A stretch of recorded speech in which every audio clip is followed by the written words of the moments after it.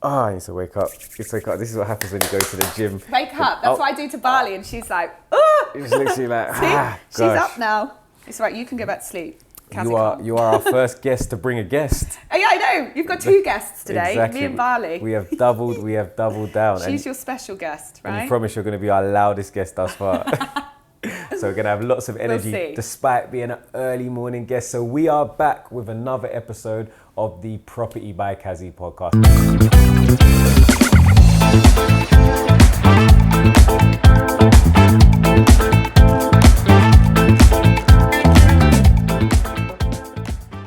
Each and every week, we get an amazing property person to talk to us about their experience in property thus far.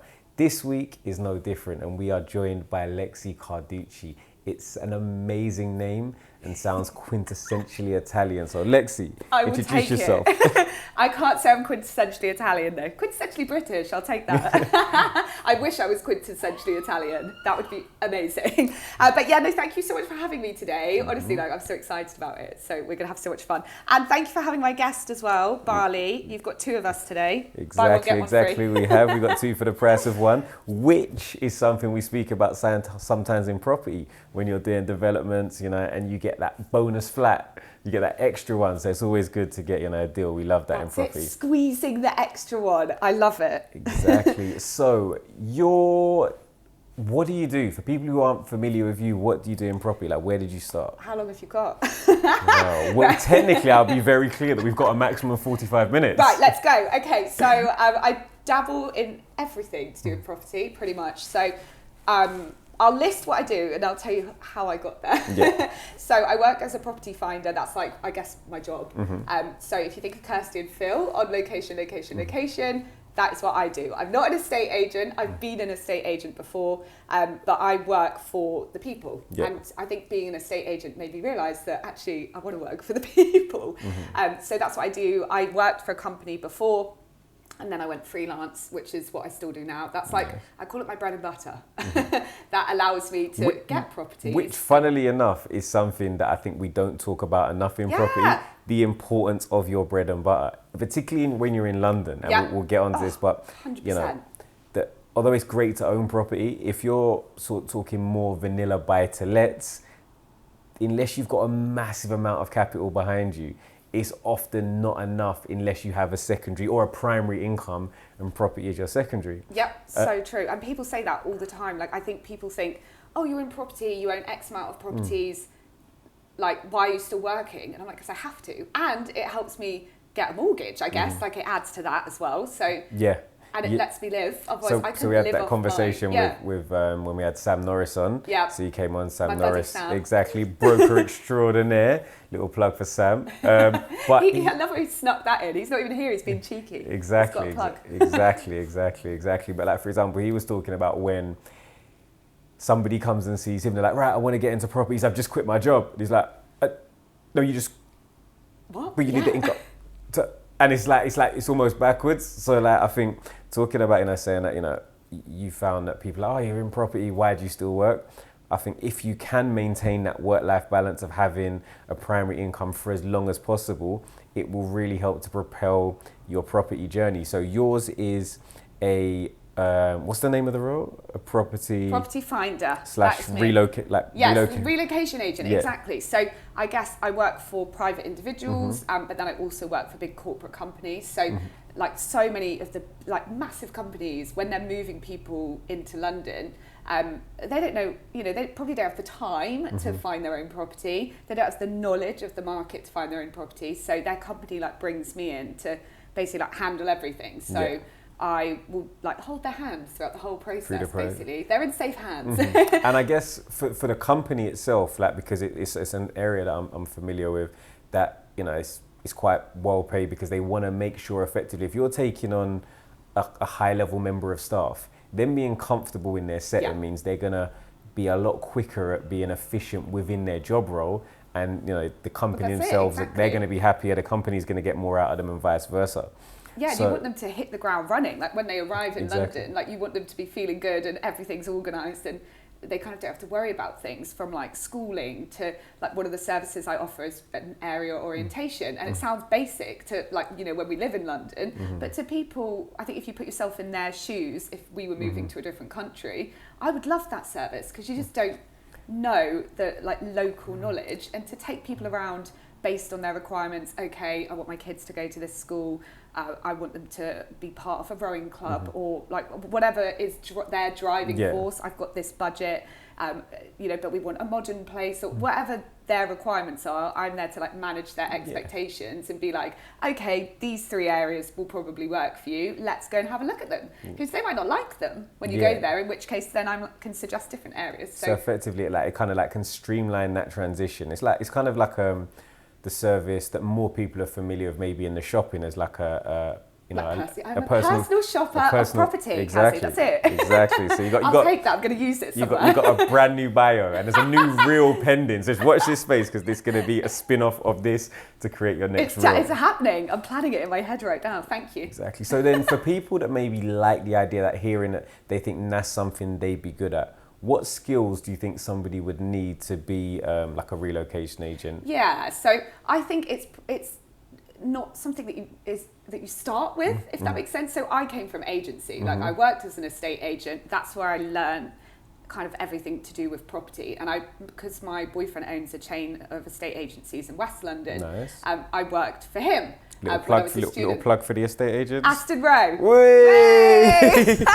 There it is. I love that. I'll be plugging everything now. Listen, this is, to be very honest with you, one of the reasons why I started this podcast is I was fortunate enough to grow like a platform quite quickly, and I speak to so many amazing people that are doing amazing things in property, and like, if I can shed light on people doing great things, my only thing is that hopefully we'll all grow together collectively and find ways to do business together in future. So if you come on this podcast, or you want to come on this podcast, it's all about plugging yourself, because it's all about our collective growth. I love that. And I just think that like so many people, when I was looking through who you've interviewed, everyone's got their niche. Like if you need anything in property, you just come to your podcast and it's like, oh, I could work with that person. And that's it. And that's the great thing about property, that is something that I think at some point, well, we all need somewhere to live, number one, as a very base starting point.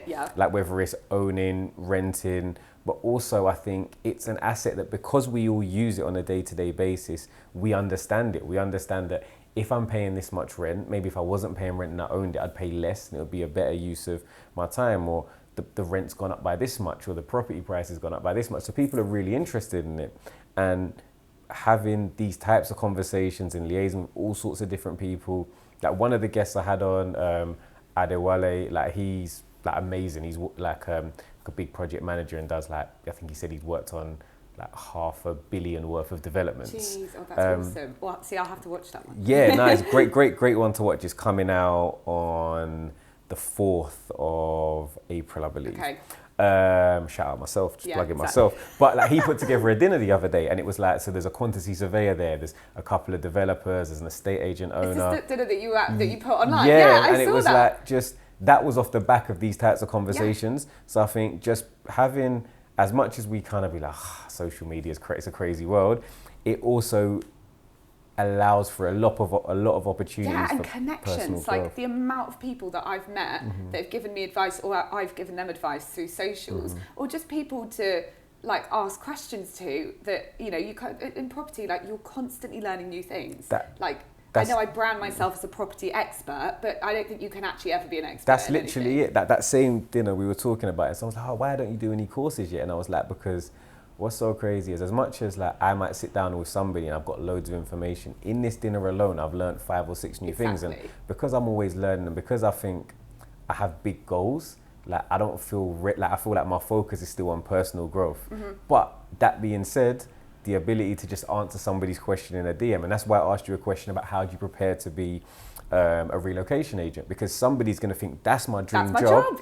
And this episode is going to allow them to say, okay, well, this is the experience I need. So we touched on, obviously, thinking estate agents are really good. Like, it's just a good backing for anything. Like if you want to get into property at all, to understand how quickly the market moves in London, like my experience in property is London based, and just like prices, and you meet so many developers. You can almost get a mentor from being an estate agent. Of course. You just learn the entire process, and that's exactly what I did. But through doing that, I learned where I wanted to move into the property industry. And it was, I kind of sat down with my boyfriend and was like, look, I like property, I love working in it, but I don't necessarily want to represent the landlord, the vendor. I want to help the people. Like, I want to be Kirsty and Phil, basically. That's what's super funny about like even the new school Kirsty and but Phil, that's right? it. Like I'll watch it and I'm like, I'm gonna be Dion Dublin, but the 2022 Yes! version. Like, so Homes Under the Hammer. I want to be that guy, and that's why we got the new series coming out. We're going to start doing the development tours. So so we're going to come to one of your sites. Is it? Oh my gosh, Is please. it agreed? Yes. So we're It's confirmed that she said this. So can we confirm this in all 3 cameras? Confirmed. Confirmed. It's happening. Please come along. We've got there's one that's been done, which is the one that I've like banged out about so long over on my Instagram.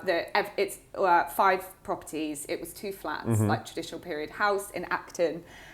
It's been split into 5 flats. Did side return, did rear extension, did a loft conversion. And you've probably seen it. I've like posted it. I've bombarded people with it. But 3 are under offer, which is awesome. Yes. So that's done. But we've got one where all the interiors are going in at the minute in Brook Green. So that's probably the next one that I'll. So we're going to be going down to some of them. So we want to see them like now at their early mucky developer stage that we love. Yeah. And then we also want to get back to them at the end at their dressed je ne sais quoi like stage. So that would be great. Oh, but we've got another plug. Go on. Inner Pieces. Okay. So they dress all of our properties. They do all of your stuff. Okay, well, shout them out. Shout Inner Pieces. Yeah, sorry, I know. This is what I mean when I said to you, like, I digress. So back to we've got into you being a developer, but we're going to wind it back in. So just to end on the relocation. So I hark about estate agency being, for me, a really good base for getting into property, because you can meet developers, you can meet people that do what you want to do, you can work out what you do and don't like, you can learn about the market. So I definitely think if you've got the opportunity and want to get into property and have the time, it's a really good place to get into. You don't have to be super sales driven. No, you don't have to have qualifications. We had Leon a couple of weeks ago from Truly, Yep. and he was saying, look, from him, he just loves somebody who's, you know, is that like they take criticism well, they're really proactive, and you can learn everything else on the job if you come with the right attitude at the beginning. 100%. And I just think with estate agencies, well, like, you don't need qualifications to get into it, but you just need to be a people person. Like, if you can have a conversation with someone and sit down and explain something to them, like, and be, you know, quite upbeat and positive, like, there's no reason you can't be an estate agent. Not taking anything away from estate agents, because they do obviously do a decent job at what they're doing. But you have to do it forever. And that's the thing. Like, and it's funny, like every conversation I have, like I remember something from a previous episode. So I remember we had Jerome on, who does like planning gain deals, and he was talking about how he feels like in sort of a younger generation, the art of conversation is sort of dying out. So even as much as we say like, okay, the ability to be able to have a conversation, to build rapport with people from different demographics, different outlets, it's a real skill. And if that's something that you can do, like, I think we've almost got to say, like, don't downplay that skill, and actually say, look, that's something you can use to get a foot in the door. Yeah, it's a key skill. And I totally agree. Like, I think, unfortunately, and like lockdown hasn't helped for like a younger generation. You forget how to talk, you forget to see anyone. Yeah, I know. And you get used to it, which is awful, isn't it? But yeah, by far, like, you've listed some really, really good skills there that I think you can bring into the property finding industry. Yeah, and then from estate agency, I kind of went into relocation, because we worked with a couple of relocation agents so I kind of knew what they did, and I thought, okay, that's kind of more what I want to go into, working with the people. So I reached out to a load of companies in London in places that were close to where I was living. So at the time I was living in Fulham, and I was like, right, there's one down the road, there's one in High Street Kent. Like, I just didn't really want to travel. It was purely selfish. I was like, okay, I'll just reach out to these. Yeah, time is money, so travel time is going to reduce. That's exactly it. And I am so about work-life balance. Like, that's the key thing to me. So yeah, if I didn't have to travel for an hour every day, perfect. It was in my hood. So I had a coffee with this guy who'd started up like his own relocation agency from nothing. Like, he'd worked in recruitment before. He started off this company. I went in when it was just him, like one-man band. It was an idea. It hadn't kind of got off the ground yet. And he was like, I just need someone that knows a little bit about property, that can work with me and build the company, basically. And I was like, okay, cool, that sounds good. And I worked for him for maybe 3 years, and it was so good. Like, we built up his company, which is now still super successful. Like, he's got some massive contracts with big like tech companies and whatever. Like, he is doing so well, and I still work for him like freelance. Nice. And I did everything from accounts to going out to get new clients to putting together all the itineraries for the clients that we had got, and pitching new business, and just doing literally everything with him. And we became this like 2 little person team. And you just grow so quickly when you both have the same goal, like the same kind of attitude towards everything. None of us necessarily had like massive amounts of experience in what we were doing, but we were just so driven. Like, there was, we could see the end goal. I think and the even vision. though you say like you had the experience and the skill set and the passion, like within like, and when you like what you're doing, it makes it so much easier because when you have those setbacks, it's so much easier to be like, okay, well, I've just got to keep going. Yeah. And when it's a long day, or when your friends are out and they're on the common and that you're saying, and it's a lot easier to say, listen, I've got stuff to do.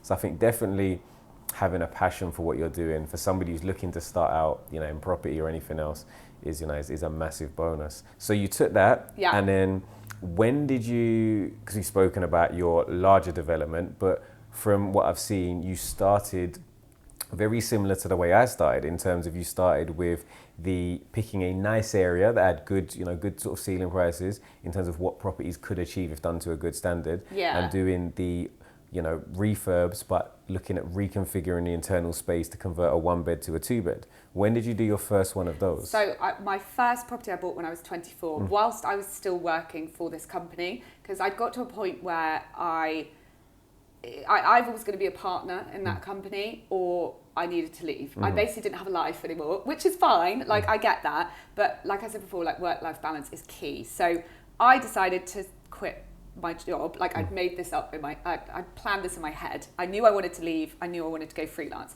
But exactly like we said earlier, don't go cold turkey. Like, that's probably one of my biggest things. Like, do not go cold turkey. I love people that do, and people can really be successful of it. And I back them, and I'm like, that's an amazing story. But realistically, it's that balance. I think you have to know yourself as a person. Yeah. Like, knowing yourself is also like something that's massive in life. Yeah. Like, if you know that you need, I remember like the Friends episodes, like you need the fear. When yes, you quit your job, you need the fear. Like, that's so true. You need the fear. Some people are like that. Some people, but then some, like for me, I'm like, I can't work without a plan. Yeah. I need to know like literally steps.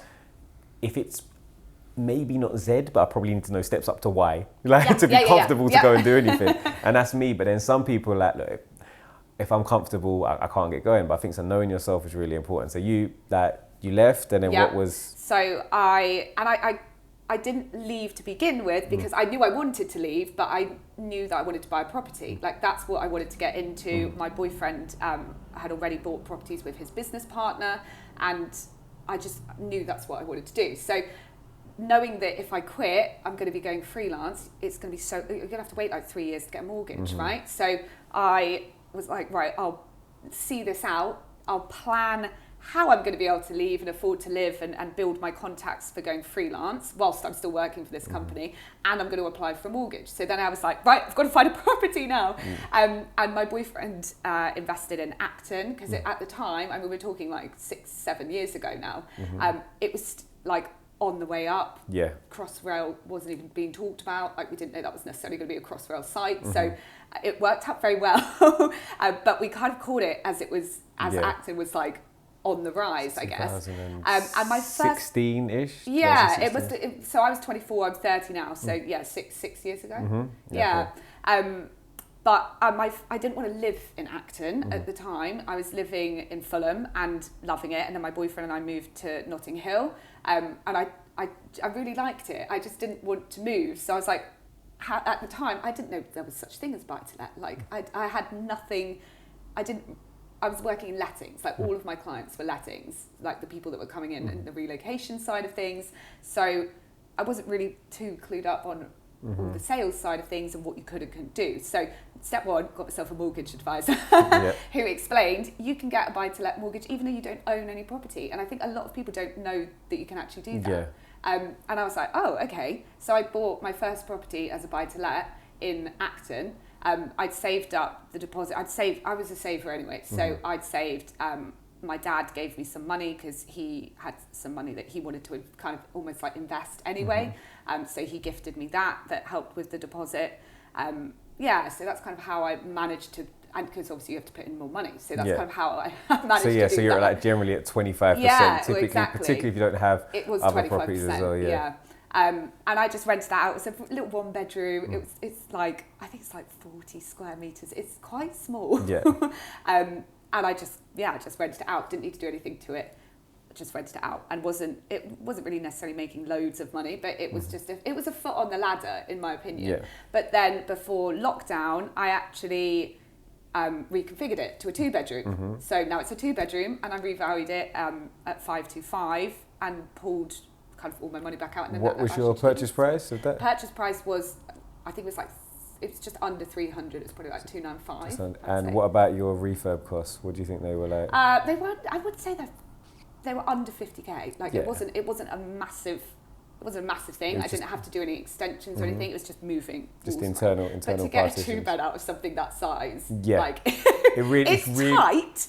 But that was knowing that industry quite well and who was going to be renting around there. Like I knew it was going to go to students.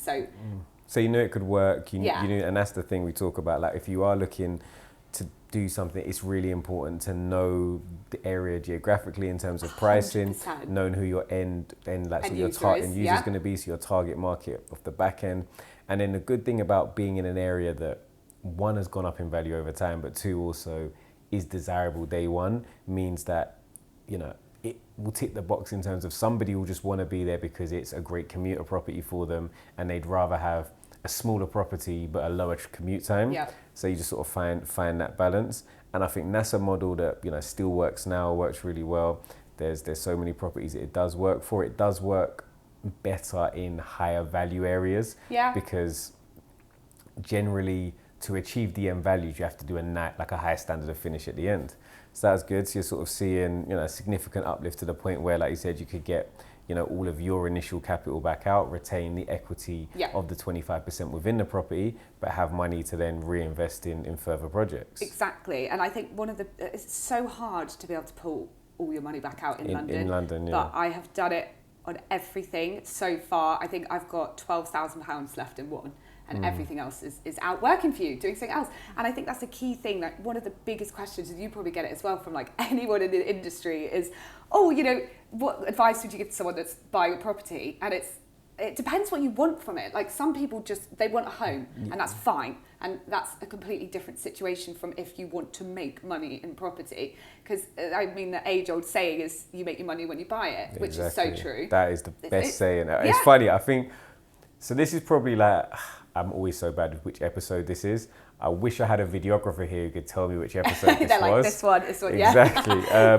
I want to, I'm not even going to say, but I'm pretty sure we've said it on like 90% of the episodes. Everybody has said, you make your money when you buy in property. If you buy at the right price, you can make the mistakes. You can overspend on the refurb. You can get the wrong builder. You can be in it for too long. It can take a little bit longer to sell, but because you've bought at the right price, you give yourself that wiggle room and that comfort blanket for all of those potential mistakes. And things go wrong. Like things do go wrong in property, don't they? All the time. Like where we're standing now, or where we're sitting now. Sorry, I don't know where I would be standing on a sofa. But where we're sitting now, for example, like buying this one, great deal, like really great deal. And because it's a great deal, this is 3 flats, right? Yeah, so 3 flats. But the loft space, like the previous freeholders hadn't done anything for like sort of 10 years. There was an abundance of pigeons living in the loft that had destroyed the loft. Rather than fix, and the roof was leaking, rather than fix the roof, like they were just replacing it with plasterboard on plaster. And that was it. So we had, like, I don't know, like out of the loft alone, there was like 4 or 5 skips come out. Then when that happened, we realized that we had to replace a load of joists because of X, Y, Z, do all of this extra stuff. But the fact that we bought at the right price day one Yeah. meant at the end of the day, it's just a cost of doing business. Exactly. And it gave you that flexibility, didn't it? So To be able to actually, because the other thing is you can also then always make a good end product. Yeah. Because if you're really, really on the parameter of what, you know, is going to make you any money, any potential unexpected expense, you have no margin for it. So that's when people start cutting corners and start not doing things properly. So the great thing about, you know, buying at the right price is you can deliver that great end product so that you know your buyer, your renter, they're going to have an amazing house. Yeah, and particularly when it is your first one, when you might not have your team around you, or you don't know who you're going to use as your team. Yeah. And it's a bit of trial and error, really, isn't it? Like, that's why once you have a good team in property, like, you just don't let them go, do you? Yeah, no, you don't. Literally, and that's it. It's again, a lot of the conversations that we have are a lot of points where there's an element of repetition, but it's because, you know, that's just the industry. Yeah, it's why I like if when I have conversations, I love an old saying, like, like an old saying, like, oh, like, just whatever it might be, like, well, it's like, just because there's a reason why they're an old saying, because they've made sense for so long. Exactly. And it's the same thing, like, when and people, it's true, like, yeah, when people talk about power team, this, that, whatever, it does sound very, like, cliche. Yeah. However, there's a reason everybody says it. Pause. Stop. Sorry, quick intermission. As we have no sponsors, you're the sponsor right now, so subscribe to this video if you're enjoying it. Also, if you haven't already, like, comment, all that good stuff. Now, back to the video. Yeah, but that's it. Love an old saying, but that's the old. Let's get to the new or the more recent. To date, what's been your favourite deal? I've loved all my deals, but I'd say what a developer! I have. know. We all love all our deals. Okay. Like, we absolutely, because we love our properties. You just get attached. But what's been your favourite? I think my favourite, in terms of probably where I learnt most and I turned something that was small into something big, if that makes sense, was a studio that I bought above a shop. So it's share of freehold, but then we also bought the guy that owned the shop downstairs had the loft space. So it's kind of like the shop. Then we had this one, and then he had the loft space.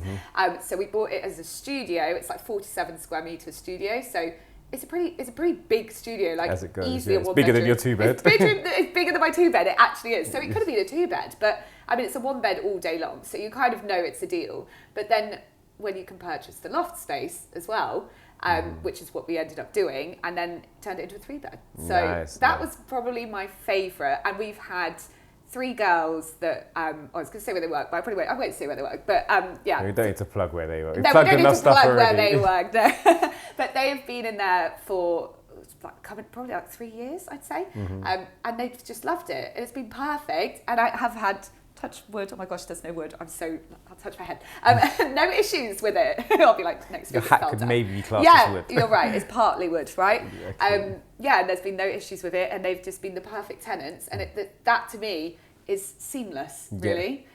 You can get, that's actually the one, I say that's actually the one that I've still got money stuck in. But it's still been my favourite deal. Because I think it's where I learnt most as well.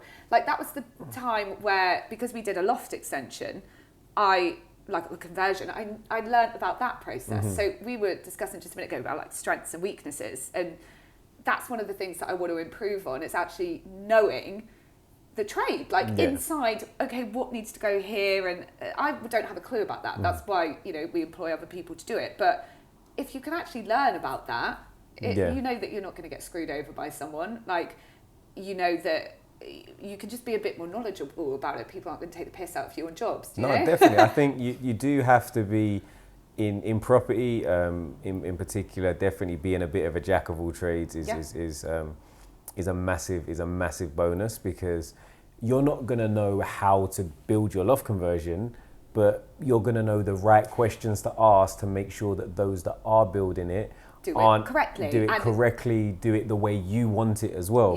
And also it gives you options, because sometimes if you don't know the right things to ask, or don't maybe know enough yourself, people tell you how to, you know, your space has got to be like this because it's easier for them. But in actual fact, it could be done slightly differently, which could make it, you know, a better layout for you and massively affect your end values and your GDV. Yeah, exactly. And I think that's one of the biggest questions. Like, for me, whenever I do anything, I have to ask why. Like if someone's telling me, oh, we can't do that or whatever, I won't accept, like, we just can't do that. I've got to know why. And if it's a sensible reason, I'm like, great, Yeah, so if they say, okay, the loading in the loft, that's why we've got to change all your joists. Yeah. Okay, I understand it. I get it now. If they just say, oh, we've got to change them because we don't like the old ones, you're like, well, do you not like, do we have to change? And so I understand. I think, definitely don't be afraid to ask why, but also asking why, the ability to ask questions is really important. I think if you couple that with going and taking the time to do some of your own research, because let's be honest, like there's loads of free information out there right now. So everywhere. You can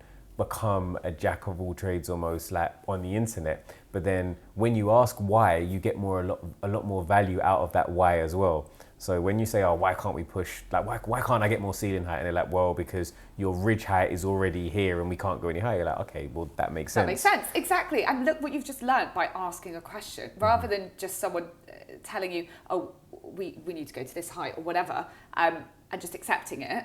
You haven't learned anything in that process.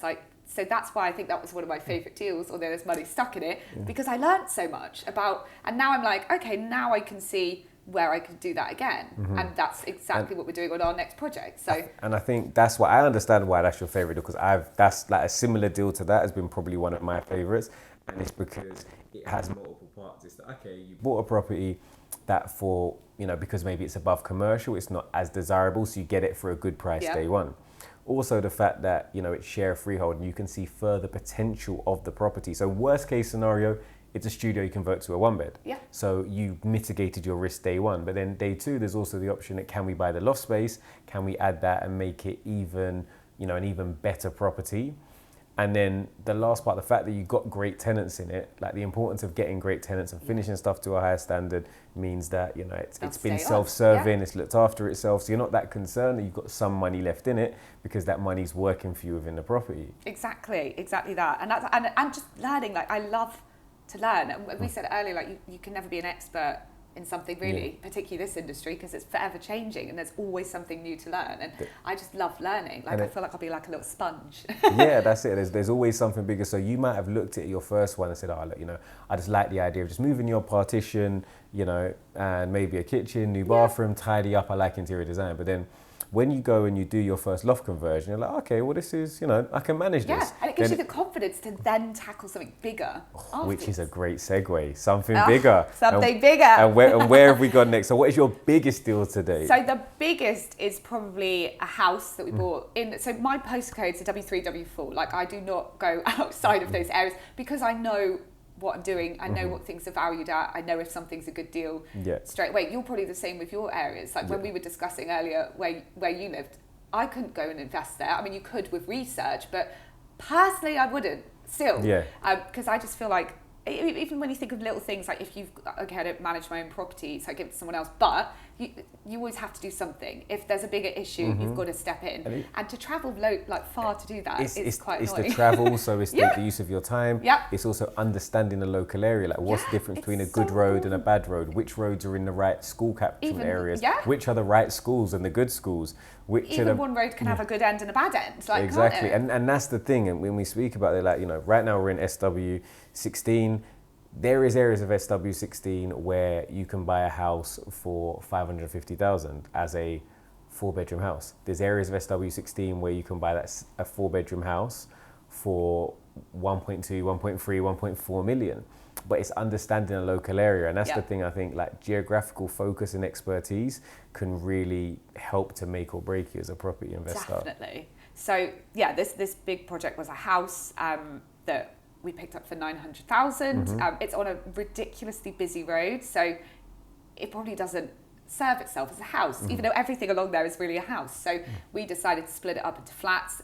It's an Art Deco house, so we tried to put in planning to go onto the roof, but they weren't having it because obviously it's not going to look like fitting with that style. In keeping with the local area. Exactly. So we couldn't do that, which was annoying. So we lost out on a flat because that was going to be a separate flat up there. But this is where it's when you buy at the right price, it doesn't matter because we still managed to get 4 flats out of it.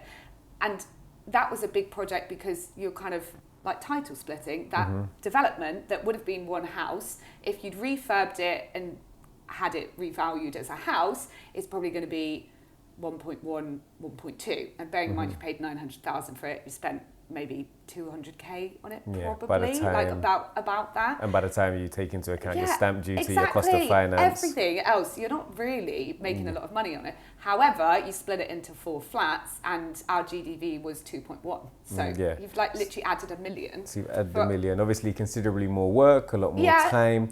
However, you know, when you add up, if you were to take, to say, for example, when you take away your purchase price, your cost of finance, your stamp duty, professional fees, and your bill cost, even though it takes a little bit longer, when you annualize it, it's still a really good return on investment. And that's really what we think about. One, the return on investment and how much, you know, money can we make from a specific project. But as you alluded to earlier, also the experience and the confidence that you gain from doing a larger project that is going to spur your journey on in the future as well. Exactly, and I wouldn't have got that confidence had I not done the loft conversion, for example. And that's why we even thought, oh, maybe we could do this on this project. Obviously, it didn't work out on that one. But then now I've ticked off just a basic kind of reconfiguration. You've ticked off doing a loft conversion and adding space that way. And then you've ticked off splitting up a house into flats. So now, because it's in the same area, like everything that I focus on, that's like your footprint. You've got your... You've got all your prices. You've staircased through the different models, the knowing the pricing, and I think... And you can just turn it onto something else. And I think for people maybe that are watching this at the beginning of their journey, one thing that I think hopefully should give them a lot of solace and a lot of, you know, inspiration with their journey and what they're going to do is because you can see how you can start on something that's more simplistic, and that gives you one, the capital to go and do something larger, but also the confidence in the expertise to be able to deliver a project of more magnitude. Who was that, Barley? Who was that? That's 1 second. No. It's a quick doorbell just to show we're at a real life intermission. It was actually KFH coming to do a viewing. We had to send them away. So sorry if that was you, but come back next week and we'll have another deal for you. So that was it. That was the progress of how you got to your favorite deal and your biggest deal and your first deal. So that was, we've sort of spoke about the past, we spoke about present. What does the future hold? The future is really exciting. Like, I'm so excited for our next project, which basically, so we live in a bungalow at the minute, which is on the same street as one of our other properties. And we used to walk past it every day. And it's just like, it's a horrific bungalow, so overgrown. And we were thinking, this is going to be for sale. So one day we kind of walked into the grounds, probably shouldn't, but hey, where else are you going to find out what's going on? And there was a board out the back from an estate agency, and we were like, so they obviously had it on at some point. So we called them to just ask about it, and it basically was it was under offer by a developer, and they were going through planning, but it had been like 18 months and they bought it subject to planning. So nothing had happened. They kept getting rejected on planning. So we came in and were like, look, we live down the road. We want to upgrade to something a bit bigger. We can buy it now. We don't need it subject to planning. Like, we'll take it as it is. And they put it forward to the vendor, and he took our offer and just blew the other people out because we could move on it straight away. We didn't need it subject to planning. And of course, then we knew it was a deal. It's a quarter plot. It's a bungalow. When we said earlier, it's another one of those sayings, the worst house on the best street. That's literally what it is. And so we knew what could potentially go there. So we then went in with planning. You can access people's planning permission, can't you? That they've already you can see it. So we can see what they kept getting pushed back on or what they'd already submitted. So you can kind of use that as an idea of it's what almost like so if you're looking at something that's had planning, it's almost they've like done half the doing work. free pre-planning. So I don't know if you've ever done like pre-planning. That's exactly but it's it. like, you know, all the reasons that they said they didn't like it, the reasons they did like that they were fine with, and then you can come up with a scheme that sort of works between your wants and the council's needs. Exactly that. And so we put in our planning to demolish the bungalow and put up a villa of 5 flats. And we got like 57 complaints, so we had to go to planning committee, which sounds annoying, but you learn, don't you? Like, that's another experience to learn from. And they passed it, which was amazing. So we've got that planning for that site. But then we thought, in this process, we actually really like living there, and we can't find anything else around that would suit us at the minute. So we were like, well, why don't we look a little bit differently at these plans? So we then thought we'd go for a basement, and still keep it as flats, and we take one of the flats because we wanted to live in it. That got rejected, but of course you've still got your original planning. That lasts for 3 and that's years. the other thing, that's that the fallback, when you isn't get it? planning, they don't take that away if you go for other planning. So a lot of the time you can start with your worst case scenario and then build up to slightly more adventurous plans. Yes, that's exactly it. So we've got that's still there, still sat there ready to go. We put in for a basement, that got rejected on various different grounds. The main one being by the fact that, okay, there's precedence in the area for houses with basements, but no flats. And of course, it had living space that was going to be in the basement, and it had a bedroom that was in the basement, neither of which our council liked, because that's another thing. Different councils have so many different rules, don't they? And that's another reason. And that's why I like to stick to my area, because you know then, okay, Hounslow and Ealing are the areas that I work in, and so you know what Hounslow want, you know what Ealing wants, and it's so much easier to get your planning through knowing what they prefer. So that got rejected, and then we thought, okay, well, we'll give ourselves a house. We'll have a house and 3 flats. So that's what we are currently, that's gone back in. That went back in last week. And now we're sat waiting on that. Little fingers crossed, fingers crossed out there, everybody. Yes, because then that means that we get our own, we get a house. And you get to do a self-build house. Oh, so this is another project that we're going to be going to once the planning comes through. So we're going to be going to do a self-build series. Yeah, I'm literally going to do it all on YouTube, my self-build dream home in London, basically. And this is so exciting from an interior perspective as well, because like, as you know, like when you're doing up properties for other people, whether you're doing it to sell, whether you're doing it to let, it's all done for someone else in mind. So you're kind of appealing to the masses, quite right? Generic, because you don't want to put too much sauce on it that's maybe too personable. Exactly, that people are going to get turned off by. Like, not everyone loves a, tropical wallpaper. Exactly. Wall. Although I feel like personally I can look past anything, but people can't, and that's why you've always got to target, like we said at the beginning, who is your target market? Who can you picture living in these properties? One of the big things I want to get into, and another goal, is to get into short-term accommodation or like Airbnb style stuff. And in my head, I have my cousin Mark and his girlfriend Chloe as my end users. Like, that is who will be staying. Yeah, because you've seen the example of these people. And I'm like, that's the kind of thing they'd rent. They do it all the time anyway. And so whenever I'm thinking about, is this a good property for an Airbnb? I'm always thinking, what would Mark and Chloe think? I think we've spoken about a lot today, and there's a lot of exciting stuff to cover. I think we are going to have to come back and revisit you at some point to find out how you got on with the existing development, the plans, your own self-build as well. Before we let you go, there's one question we always ask everybody, and that is kind of to go back to sort of the beginning of the conversation we had, and it's the most common question that I get asked, and I think that a lot of us get as people, as people that use Instagram quite a lot to show our property journeys, and that is, as somebody who's maybe starting out on their property journey, typically somebody quite young, maybe 18, 19, 20, what advice would you have for them if they want to get into property in the future? I think there's so much, like we said earlier, there is so much free resources and free things that you can use to learn. Like, YouTube is just filled with it, right? This podcast in itself. Yeah. So, plug for me. There it is. I'm working it, man. So I think use those resources, ask questions, find yourself someone that is doing what you want to do, and ask them how they did it. Ask them how they got there. People actually quite like to tell their story, and to tell, that's what you're doing right now. I'm here to tell my story, right? Exactly. People love it.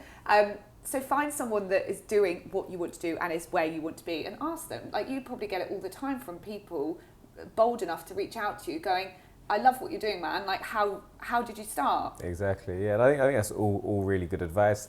The first advice was watch the Property by Kazy podcast. Exactly. Just saying. Second advice is also, but find somebody that's doing what you want to do and reach out to them and find out how they got there and what steps maybe you need to take. Yeah. So I think that's all really good advice. And not even like just from freshly starting out. Like, if you're already in the property industry and you want to take that next step, find someone that's doing that, or find out what you need to do to be able to take that next step. I always think other people are doing it, so it's not impossible, right? Exactly. It's just steps. It's just like you said, steps when we talked about moving from just a buy-to-let to a refurb of a loft conversion, to a conversion, to a new build. They are all the steps, and then it will be crazy. You won't, I always think, when you're on that journey, it's hard and it's tiring and it's almost like climbing a hill or a mountain. And sometimes when you after you're climbing because you're just constantly working, you're always busy. But when you take a second to look back, you won't believe how far you've come, and you won't believe that you got here. So true. So true. I think that's it. So for those that are listening, for example, not everybody's on YouTube. Some people are on Spotify, Amazon, Apple, etc. Where can people find you if they want to reach out to you and network with you? So everything that I do is on my Instagram. That's probably like my biggest platform. So you can find me at Lexi Carducci. And I think Instagram is like my CV. So my end goal, and I always think that's another thing with whatever you're doing in whatever industry, tell people what you're doing. Like, one of my goals is I'd like to get into property television. Like, that's what I'd like to do. This is a mini audition. This is literally going to be doing things like this. Super fun, right? It's all, again, it's steps, isn't it? It's all steps in the right direction. And I said to you earlier, like, knowing your strengths is so important, because I was like scared to come on your podcast a little bit because I listen to what you talk about, and you are such a numbers guy, and that is one of my biggest weaknesses. Like, numbers and me have never gone together. And so I was like, oh my God, he's going to ask me all these questions and I'm going to come across like an idiot. But I think it's just, that's why I sent you a message like last night being like, look, if you ask me questions about numbers, it's not my strong point. Like, that's all you back. I said, listen, if you ask me to spell anything over a 4-letter word, I haven't got a clue. I know, and it's important, like we said, to focus on what you bring to the table. And for me, that is like my presenting stuff, trying to educate people that have no idea about property and finding property. Like, they are my things that I know that I'm good at. That's it. You play into your strengths, and you find people that complement your strengths with their things. So you spoke about working with your partner who's better with numbers. You spoke about getting, running a deal plus 2 or 3 people. But then once you've got that deal and you know the numbers work, you haven't got to go back to it and revisit it. And I think that, that's amazing advice. And that is a great place to end this podcast. We have run slightly over, but it's because it's been an amazing conversation and we have had our most chatty guests We to love a date. chat. We love a chat. So we're definitely going to have to get you back on and see the progress. This has been another episode of the Property by Kazy podcast. If you've enjoyed it, please hit that subscribe button. If you've liked it, smash that like button. And if you want to see anybody else on, if you've got any questions for myself or Lexi, I'm sure we'll be in the comment section, so drop a comment and we will get back to you. Yes. Peace. Yay. I don't know what this is.